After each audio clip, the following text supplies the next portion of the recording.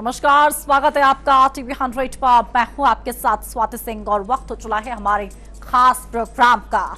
नन्ही सी जान 32 शैतान। एक नन्ही सी जान जिसने अभी ठीक से दुनिया भी नहीं देखी थी, जिसकी उम्र किताबों, खेल और सपनों की थी, लेकिन राजस्थान से आई एक खबर ने पूरे देश का सर शर्म से झुका दिया है। एक 13 साल की बच्ची के साथ हुई कथित दरिंदगी ने इंसानियत को कटघरे में खड़ा कर दिया है।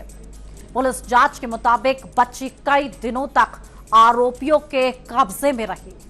उसके बयान में बड़ी संख्या में लोगों पर गंभीर आरोप लगाए गए हैं। ये मामला सिर्फ एक परिवार का दर्द नहीं है, बल्कि पूरे समाज से जवाब मांगता है। आखिर एक मासूम की सुरक्षा क्यों नहीं हो सके? उसे बचाने में इतनी देर क्यों हुई?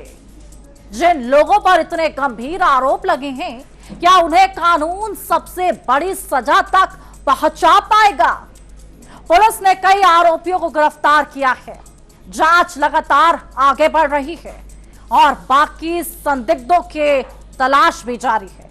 लेकिन इस घटना ने हर मां बाप के मन में एक डर बैठा दिया है।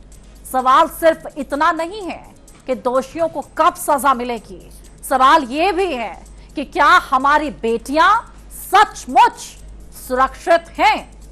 आज हम आपको बताएंगे इस पूरे मामले की हर परत, घटनाक्रम पर क्या था, पूरा जांच का क्या हिसाब बैठा है, जांच कहां तक पहुंची है और पुलिस ने अब तक क्या कार्रवाई की है और क्यों पूरे राजस्थान में इंसाफ की मांग तेज होती जा रही है। आज की यह कहानी सिर्फ एक अपराध की नहीं है, बल्कि इंसानियत के सामने खड़े सबसे कठिन सवाल की है। आज इंसानियत की बात है और वो इंसानियत शर्मसार होती नजर आ रही है। राजस्थान के श्री गंगानगर से सामने आया ये मामला अब पूरे देश में चर्चा का विषय बन चुका है। पुलिस जांच के मुताबिक पीड़िता की उम्र 13 साल है, महज 13 साल। उसने अपने बयान में आरोप लगाया कि कई दिनों तक उसे अलग अलग जगहों पर ले जाया गया। उसके साथ कई लोगों ने यौन उत्पीड़न किया। पुलिस के अनुसार बच्ची के बयान में कुल 32 लोगों के नाम और भूमिका का उल्लेख है। ये उल्लेख सामने आता है। इसी बयान के आधार पर पूरे मामले की जांच शुरू की गई और अलग अलग टीमें बनाई गई। जांच में सामने आया कि जब बच्ची कई दिनों तक घर नहीं लौटी तो परिवार ने लगातार उसकी तलाश की। रिश्तेदारों, परिजनों और आसपास के इलाकों में खोजबीन की, लेकिन कोई जानकारी नहीं मिली। बाद में पुलिस को घटना की जानकारी मिली और बच्ची तक पहुंचने के बाद उसके बयान दर्ज हुए। इसी बयान ने पूरे मामले को दिशा में बदल दिया। पुलिस ने तत्काल मेडिकल जांच कराई और फिर एक एक करके आरोपियों की पहचान का काम शुरू किया। जांच अधिकारियों के मुताबिक बच्ची के बयान के साथ साथ मोबाइल फोन की location, call detail, hotel register, CCTV footage, अन्य इलेक्ट्रॉनिक साक्ष्य को भी खंगाला जा रहा है ताकि हर आरोपी की भूमिका अलग अलग तय की जा सके।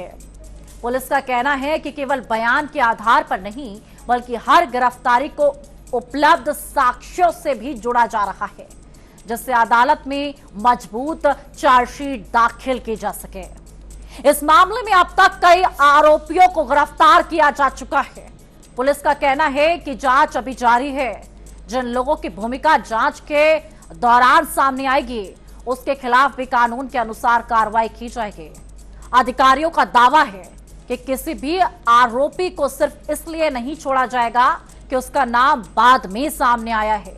हर नए सुराग पर अलग टीम काम कर रही है और इलेक्ट्रॉनिक साक्ष्यों की भी लगातार जांच हो रही है।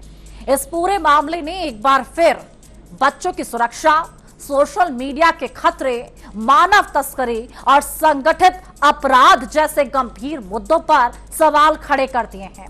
फिलहाल जांच एजेंसियों का फोकस हर आरोपी की भूमिका तय करने, सभी सबूत जुटाने, अदालत में ऐसा मामला पेश करने पर है जिससे यदि आरोप सिद्ध हो तो दोषियों को कानून के तहत कड़ी से कड़ी सजा दिलाई जा सके।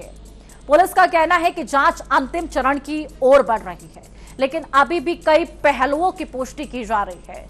इस वजह से आगे और गिरफ्तारियां भी हो सकती हैं। ग्राफिक्स के जरिए समझते हैं कि कैसे 5 दिनों का खौफनाक कैद कांड सामने आता है और पूरा देश दहल उठता है। 13 साल की मासूम बच्ची के साथ हैवानियत। 13 साल की, 13 साल क्या ही उम्र होती है, बच्चे सही से समझ नहीं पाते। अब सोचिए 32 शैतानों ने दिखाई हैवानियत। 32 शैतान 5 दिनों तक बंधक बनाकर रखा मासूम को। 5 दिन तक वो बंधक बनकर रही और किसी को कानो कान खबर नहीं हुई। सोता सिस्टम यहां रखा मासूम को और परिवार लगातार बेटी की तलाश में भटकता रहा। पूरे प्रदेश में आरोपियों पर सख्त कार्रवाई की मांग हुई। अब आपको बता दें कि आखिर पुलिस जांच अब तक किन निष्कर्षों तक पहुंची है। पुलिस के मुताबिक बच्ची के बयान और अब तक जुटाए गए सबूतों के आधार पर इस मामले में 18 लोगों को गिरफ्तार किया जा चुका है।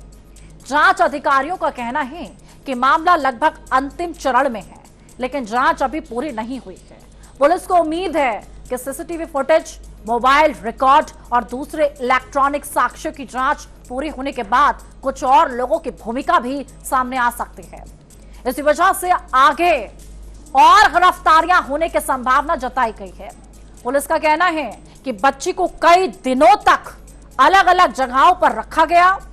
जांच में सामने आए हर स्थान की अलग अलग जांच की जा रही है। जिन होटलों और ठिकानों के नाम सामने आए हैं वहां से रजिस्टर, सीसीटीवी फुटेज और दूसरे दस्तावेज जब्त किए गए हैं। जांच अधिकारी हर फुटेज को समय के हिसाब से मिलाकर यह पता लगाने की कोशिश कर रहे हैं कि बच्ची को कब, कहां और किन लोगों के संपर्क में लाया गया। इस पूरे मामले में पुलिस केवल आरोपियों के तलाश और गिरफ्तारी तक सीमित नहीं है। हर आरोपी की भूमिका अलग अलग तय की जा रही है। किसने बच्ची को एक जगह से दूसरी जगह पहुंचाया, किसने ठिकाना उपलब्ध कराया, किसने पहचान छिपाने में मदद की, किसकी भूमिका मुख्य रही, इन सभी सवालों के जवाब जांच एजेंसियां तलाश रही हैं। इसी आधार पर अलग अलग धाराएं लगाई जा रही हैं ताकि अदालत में प्रत्येक आरोपी की भूमिका स्पष्ट रूप से रखी जा सके। जांच अधिकारी लगातार डिजिटल साक्ष्यों की भी पड़ताल कर रहे हैं। मोबाइल फोन की call details, location, social media record, hotel परिसर के सीसीटीवी फुटेज को आपस में और जितने भी आसपास में लगे हुए हैं उन सब का मिलान किया जा रहा है। पुलिस का कहना है कि किसी भी आरोपी के खिलाफ कार्रवाई केवल बयान के आधार पर नहीं हो रही है, बल्कि उपलब्ध साक्ष्यों के आधार पर की जा रही है, जो साक्ष्य बरामद किए गए हैं। यही वजह है कि जांच को कानूनी रूप से मजबूत बनाने पर विशेष जोर दिया जा रहा है। इस बीच पूरे मामले पर प्रदेश भर की नजर बनी हुई है। लोगों की मांग है कि जांच जल्द पूरी हो। अगर आरोप अदालत में सिद्ध होते हैं तो सभी दोषियों को कानून के तहत सबसे कड़ी सजा मिले। वहीं पुलिस का कहना है कि जांच पूरी होने तक किसी भी पहलू को नजरअंदाज नहीं किया जाएगा और जिन लोगों की भूमिका सामने आएगी उनके खिलाफ भी बिना किसी भेदभाव के कार्रवाई की जाएगी। अभी तक की जांच में कई अहम कड़ियां जुड़ चुकी हैं। पुलिस का दावा है कि शेष साक्ष्य मिलते ही आगे की कानूनी कार्रवाई और तेज होगी। ग्राफिक्स के जरिए समझते हैं कैसे कैद से पुलिस तक मासूम की पुकार और पूरा हिंदुस्तान इस पर नजर बनाए हुए है। दर्द सहकर भी हिम्मत नहीं हारी बच्ची। यह दर्द किसी झरनुम से कम नहीं है, लेकिन बच्ची की हिम्मत नहीं टूटी है। अभी भी वो सीरियस कंडीशन में है। मौका मिलते ही सड़क पर पहुंची मासूम ने हिम्मत नहीं हारी और जैसे ही मौका मिला वो तुरंत सड़क पर पहुंची। पुलिस कर्मियों को सुनाई पूरी दर्दनाक कहानी जो उस पर बीती। उसने पुलिस कर्मियों को एक एक बात बताई। बयान के बाद हरकत में आई पुलिस। जैसे ही बयान सामने आया पीड़िता का, तुरंत से पुलिस हरकत में आ गई। तो ये पूरा मामला जहां एक खुलासे से हिल उठा पूरा राजस्थान, जांच में कई खुलासे हुए और दरिंदगी की परतें खुलनी शुरू हुई। अब बात करते हैं उस घटनाक्रम की जिसने इस पूरे मामले की शुरुआत हुई है। जांच अधिकारियों के मुताबिक बच्ची के सोशल मीडिया पर एक युवक से पहचान हुई थी।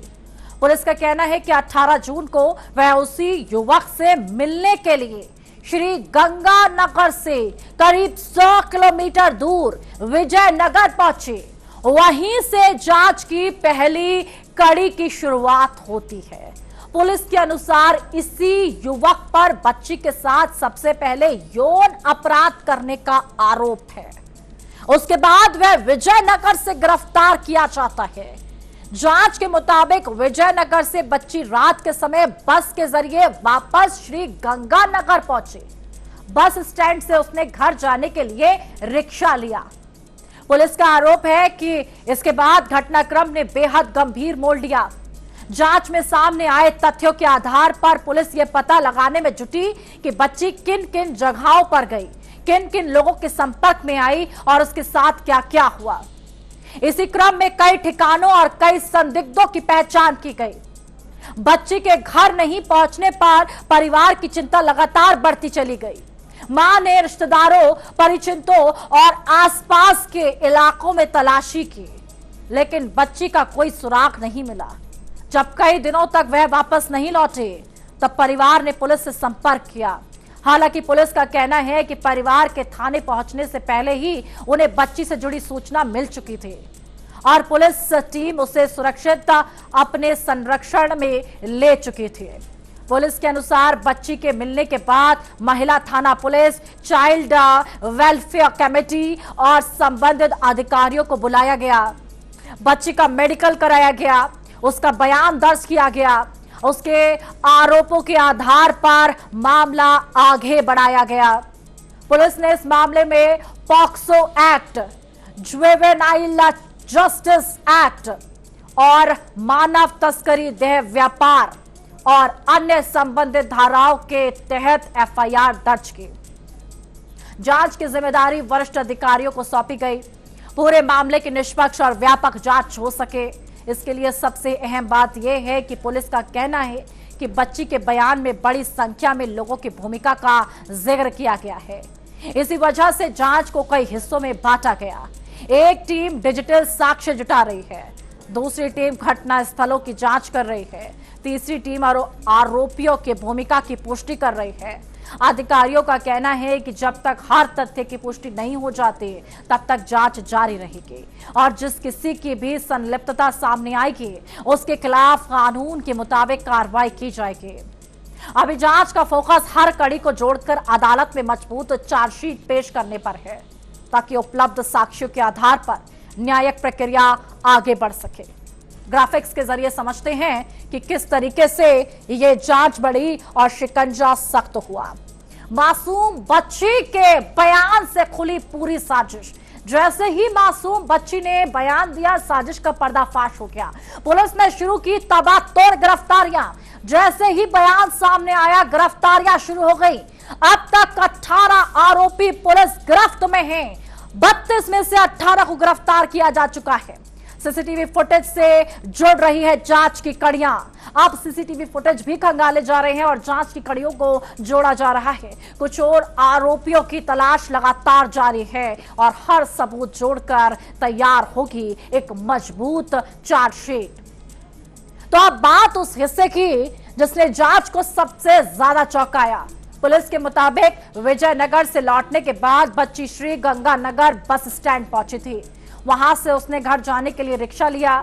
जांच एजेंसियों का आरोप है कि यहीं से घटनाओं की एक नई कड़ी शुरू हुई। पुलिस का कहना है कि रिक्शा चालक बच्ची को उसके घर छोड़ने के बजाय एक होटल तक ले गया। ऐसी होटल से पूरे मामले की कई महत्वपूर्ण कड़ियां सामने आई और पुलिस ने वहां से दस्तावेज, सीसीटीवी फुटेज और अन्य साक्ष्य जुटाए। जांच के दौरान पुलिस ने उन सभी तथ्यों की और स्थानों की पहचान की जहां बच्ची के होने का आरोप है। अधिकारियों के मुताबिक होटल, रजिस्टर, कर्मचारियों से पूछताछ, मोबाइल लोकेशन, सीसीटीवी फुटेज की मदद से यह समझने की कोशिश की जा रही है कि किन किन लोगों का वहां आना जाना हुआ और किसकी क्या भूमिका रही। पुलिस का कहना है कि हर संदिग्ध की गतिविधियों का अलग अलग विश्लेषण किया जा रहा है ताकि किसी भी आरोपी की भूमिका छूट ना जाए। पुलिस के अनुसार इस मामले में जिन 3 होटलों के नाम जांच में सामने आए, उन सभी स्थानों पर टीमों ने विस्तार से जांच की है। जिला प्रशासन ने भी कार्रवाई करते हुए संबंधित परिसरों पर बुलडोजर चलाया। प्रशासन का कहना है कि यदि किसी परिसर का इस्तेमाल अपराध में हुआ और कानूनी उल्लंघन पाए गए तो नियम अनुसार कार्रवाई की जाएगी। यह कार्रवाई प्रशासनिक नियमों के तहत की गई, जबकि आपराधिक मामले की जांच पुलिस और अदालत की प्रक्रिया के अनुसार आगे बढ़ रही है। जांच अधिकारियों का कहना है कि गिरफ्तार किए गए आरोपियों से पूछताछ के आधार पर कई जानकारियां मिली हैं। कुछ आरोपियों को पुलिस रिमांड पर लेकर पूछताछ की गई, बाद में उन्हें न्यायिक हिरासत में भेजा गया। अब पुलिस उन सभी इलेक्ट्रॉनिक साक्ष्य को अदालत में पेश करने की तैयारी कर रही है जिनसे घटनाक्रम की पुष्टि हो सके। अधिकारियों का कहना है कि अभी भी कुछ संदिग्धों की पहचान और भूमिका की जांच जारी है और नए साक्ष्यों के मिलने पर आगे और गिरफ्तारियां हो सकती हैं। इस पूरे मामले में पुलिस की कोशिश है कि कोई भी कड़ी अधूरी ना रह जाए, इसलिए केवल बयान नहीं बल्कि CCTV footage, mobile data, hotel record, गवाहों के बयान, फॉरेंसिक साक्ष्यों को एक साथ जोड़कर जांच को अंतिम रूप दिया जा रहा है। जांच एजेंसियों का कहना है कि अदालत में ऐसे मजबूत मामला पेश किया जाएगा जिससे उपलब्ध साक्ष्यों के आधार पर न्यायिक प्रक्रिया सभी ढंग से आगे और पूरे प्रभावी ढंग से बढ़ाई जा सके। यदि आरोप सिद्ध हो तो सभी दोषियों को कानून के अनुसार कड़ी सजा मिल सके। कुल मिलाकर देखें तो जीएफएक्स के जरिए समझते हैं कैसे बिछाया गया दरिंदगी का जाल। सोशल मीडिया, दोस्त से मिलने गई बच्ची, 13 साल की बच्ची सोशल मीडिया के दोस्त से मिलने पहुंचती है। रात में बस स्टैंड से लिया रिक्शा, उससे रात में बस स्टैंड से एक रिक्शा लिया। होटल पहुंचते ही बदल गई पूरी कहानी। जैसे ही वो होटल पहुंची पूरी की पूरी कहानी ही बदल गई और कहानी में ऐसे ट्विस्ट सामने आए जिसने सभी को हिलाकर रख दिया। जांच में कई ठिकानों की पहचान की गई, होटलों पर प्रशासन ने बुलडोजर चला दिया। अब बात करते हैं उस कार्रवाई की जो इस मामले के सामने आने के बाद की गई। बच्ची के मिलने के बाद महिला पुलिस थाने में एफआईआर दर्ज की गई। पुलिस ने तुरंत मेडिकल परीक्षण कराया, पीड़िता के बयान दर्ज किए, कानून के मुताबिक पूरी प्रक्रिया शुरू की। इसके बाद जांच एजेंसियों ने बच्ची की ओर से बताए गए घटना स्थलों, संदिग्धों को और उपलब्ध साक्ष्यों के एक एक कारनामे और उसको जांच के दायरे में रखा। अधिकारियों का कहना है कि मामले को संवेदनशील बनाते हुए हर कानूनी प्रक्रिया का पालन किया जा रहा है। जांच अधिकारियों के मुताबिक पीड़िता से आरोपियों की पहचान भी कराई गई है। पुलिस का कहना है कि पहचान, डिजिटल साक्ष्य, जितने भी डिजिटल साक्ष्य हैं और सीसीटीवी फुटेज हैं, मोबाइल रिकॉर्ड है और जो गवाहों के बयान हैं उसका आपस में मिलान किया जा रहा है। प्रत्येक आरोपी की भूमिका तय की जा रही है। यही कारण है कि जांच में जल्दबाजी नहीं की जा रही बल्कि हर तथ्य की पुष्टि के बाद ही आगे की कानूनी कार्रवाई की जा रही है ताकि अदालत में मजबूत चार्जशीट पेश की जा सके। पुलिस ने बताया कि फिलहाल बच्ची अपने परिवार के साथ है, उसे आवश्यक कानूनी और मनोवैज्ञानिक सहायता उपलब्ध कराई जा रही है। जांच टीम लगातार शेष साक्ष्य जुटाने में जुटी हुई है। अधिकारियों का कहना है कि यदि जांच के दौरान किसी और व्यक्ति की संलिप्तता सामने आती है तो उसके खिलाफ भी कानून के तहत कार्रवाई की जाएगी। इस मामले में जांच अभी पूरी तरह समाप्त नहीं हुई है। कई तकनीकी रिपोर्ट्स का इंतजार किया जा रहा है। इस घटना के बाद श्री गंगानगर और आसपास के इलाकों में लोगों का आक्रोश भी देखने को मिला है। विभिन्न सामाजिक संगठनों, स्थानीय लोगों, जनप्रतिनिधियों ने सड़कों पर उतरकर दोषियों के खिलाफ कड़ी कार्रवाई की है। प्रदर्शनकारियों की मांग है कि मामले की सुनवाई तेजी से हो और यदि आरोप अदालत में सिद्ध हो तो सभी दोषियों को कानून के तहत सबसे कड़ी सजा दी जाए। इस मामले ने पूरे प्रदेश में बच्चों की सुरक्षा को लेकर नई बहस छेड़ दी है। अब इस पूरे मामले की नजर अदालत में पेश होने वाली चार्जशीट पर है। पुलिस का दावा है कि उपलब्ध सभी साक्ष्यों को व्यवस्थित तरीके से इकट्ठा किया जा रहा है ताकि जांच में कोई कमी ना रह जाए। लोगों की उम्मीद है कि इस मामले में निष्पक्ष जांच होगी, सभी जिम्मेदार लोगों की भूमिका सामने आएगी, न्यायिक प्रक्रिया के जरिए पीड़िता को न्याय मिलेगा। फिलहाल जांच जारी है और पुलिस का कहना है कि कोई भी दोषी कानून की पकड़ से बच नहीं पाएगा यदि उसके खिलाफ पर्याप्त साक्ष्य मिलते हैं। ग्राफिक्स के जरिए समझते हैं कि किस तरीके से अब जांच तेज और इंसाफ की बड़ी है उम्मीद। आपको बता दें एफआईआर दर्ज है, जांच ने रफ्तार पकड़ ली है। एफआईआर दर्ज होते ही, पीड़िता का बयान सामने आते ही रफ्तार पकड़ ली गई जांच की। मेडिकल रिपोर्ट बनी अहम जांच का आधार। जो मेडिकल रिपोर्ट सामने आई है वही अब आधार है। बच्ची ने आरोपियों की पहचान की है, हर आरोपी की बच्ची ने पहचान कर ली है। हर सबूत को जोड़ रही है पुलिस टीम, एक एक सबूत जोड़ रही है। सड़कों पर उतरे लोग इंसाफ की अब मांग कर रहे हैं। अब बात इस मामले पर सरकार के रुख की आ जाती है। राजस्थान के मुख्यमंत्री भजन लाल शर्मा ने इस पूरे मामले को गंभीरता से लेते हुए अधिकारियों को सख्त कार्रवाई के निर्देश दे दिए। मुख्यमंत्री ने कहा कि बच्चों के खिलाफ ऐसे अपराध किसी भी कीमत पर बर्दाश्त नहीं किए जाएंगे। जांच निष्पक्ष, तेज और कानून के मुताबिक पूरी की जाए। उन्होंने अधिकारियों से यह भी कहा है कि जांच में किसी भी स्तर पर लापरवाही नहीं होनी चाहिए और यदि किसी की भूमिका सामने आती है तो उसके खिलाफ बिना किसी दबाव के कार्रवाई की जाए। मुख्यमंत्री के निर्देश के बाद पुलिस मुख्यालय से लेकर जिला प्रशासन तक पूरे मामले की लगातार समीक्षा की जा रही है। जांच एजेंसियों को साफ संदेश दिया गया है कि सभी उपलब्ध साक्ष्यों को जल्द से जल्द इकट्ठा कर अदालत में मजबूत चार्जशीट दाखिल की जाए। पुलिस के अधिकारियों का कहना है कि मामले की जांच अंतिम चरण में है और सीसीटीवी फुटेज, डिजिटल रिकॉर्ड और अन्य तकनीकी साक्ष्यों की जांच पूरी होते ही आगे की कानूनी कार्रवाई भी तेजी से आगे बढ़ेगी। इस बीच जिला प्रशासन ने भी अपने स्तर पर कार्रवाई की है। जिन होटलों के नाम जांच में सामने आए हैं उनके खिलाफ प्रशासनिक कार्रवाई की गई। पुलिस ने लगातार यह भी पता लगाने में जुटी है कि कहीं इस मामले में कोई संगठित नेटवर्क या अन्य लोग तो शामिल नहीं थे। जांच अधिकारी हर नई जानकारी की पुष्टि कर रहे हैं। किसी भी निर्दोष व्यक्ति पर कार्रवाई ना हो और कोई दोषी कानून की पकड़ से बच ना जाए। पूरे राजस्थान में इस घटनाक्रम को लेकर लोगों का गुस्सा लगातार देखने को मिल रहा है। कई सामाजिक संगठनों और स्थानीय लोगों ने दोषियों के खिलाफ सख्त कार्रवाई और तुरंत न्याय की मांग की है। लोगों का कहना है कि ऐसे मामलों में जांच और अदालत की प्रक्रिया तेज होनी चाहिए ताकि पीड़ित परिवार को लंबे समय तक इंतजार न करना पड़े। इसी मांग को देखते हुए पुलिस और प्रशासन दोनों इस मामले को प्राथमिकता के आधार पर आगे बढ़ा रहे हैं। अब इस मामले की अगली सबसे बड़ी कड़ी अदालत होगी। पुलिस का दावा है कि जांच पूरी होने के बाद सभी साक्ष्यों के साथ चार्जशीट दाखिल की जाएगी। इसके बाद अदालत उपलब्ध सबूतों और गवाहों के आधार पर आगे की सुनवाई करेगी। पूरे देश की नजर अब इसी बात पर है कि जांच कितनी मजबूत होती है, अदालत क्या फैसला लेती है, क्या इस मामले में पीड़िता को कानून के तहत समय पर न्याय मिल पाता है। फिलहाल सरकार का संदेश साफ है, जांच में कोई ढिलाई नहीं होगी और कानून के मुताबिक जो भी दोषी पाया जाएगा उसके खिलाफ सख्त से सख्त कार्रवाई की जाएगी। ग्राफिक्स के जरिए समझते हैं कि कैसे सरकार सख्त, अब इंसाफ की बारी है।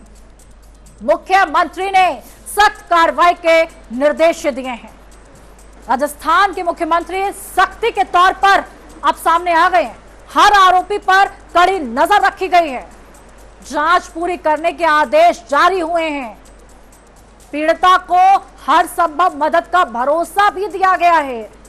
दोषियों को कड़ी सजा दिलाने की तैयारी है और पूरे देश अब न्याय का इंतजार कर रहा है क्योंकि मासूम के साथ हुआ यह अत्याचार किसी के साथ भी हो सकता है। इसको रोकने के लिए सख्ती जरूरी है। एक मासूम जिसके हाथों में किताबें होनी चाहिए थी, वह आज इंसाफ के सबसे बड़े प्रतीक बन गई है। इस मामले ने सिर्फ राजस्थान ही नहीं बल्कि पूरे देश को झंझोड़ दिया है। पुलिस जांच कर रही है, कई गिरफ्तारियां हो चुकी हैं बाकी आरोपियों तक पहुंचने की कोशिश लगातार जारी है। अब इस पूरे मामले में सबसे बड़ी कसौटी अदालत की होगी, जहां सबूत, गवाह और कानून के आधार पर फैसला होगा। लेकिन इस घटना ने समाज के सामने एक ऐसा सवाल छोड़ दिया जिसे मुंह नहीं मोड़ा जा सकता। क्या हमारी बेटियां सचमुच सुरक्षित हैं? क्या बच्चों को निशाना बनाने वाले अपराधियों में कानून का डर बाकी नहीं बचा है? और क्या हर पीड़ित परिवार को समय पर न्याय मिल पाता है? अब पूरा देश यही जानना चाहता है कि जांच पूरी निष्पक्षता और तेजी से खत्म हो। अगर आरोप अदालत में सिद्ध होते हैं तो हर दोषी को कानून के तहत ऐसी सजा मिले जो आने वाले समय में किसी भी अपराधी के लिए सबसे बड़ी चुनौती बन जाए। क्योंकि किसी भी सभ्य समाज की पहचान यही होती है कि वह अपने सबसे कमजोर नागरिकों की कितनी मजबूती से रक्षा करता है। आज सवाल सिर्फ एक बच्ची का नहीं है, सवाल पूरे समाज की जिम्मेदारी का है, न्याय व्यवस्था की सबसे बड़ी परीक्षा का है। अब देखना यह होगा कि इस पूरे मामले में किस तरीके से और कितनी जल्दी बच्ची को न्याय मिलता है और एक मिसाल पेश की जाती है कि अगर इस तरीके की दरिंदगी होती है तो इस दरिंदगी को बर्दाश्त नहीं किया जाएगा और जो ऐसी हिमाकत करेगा उसे इस तरीके की सजा दी जाएगी। फिलहाल मेरे साथ इतना ही। खबरों का सिलसिला लगातार जारी है, देखते रहिए TV 100।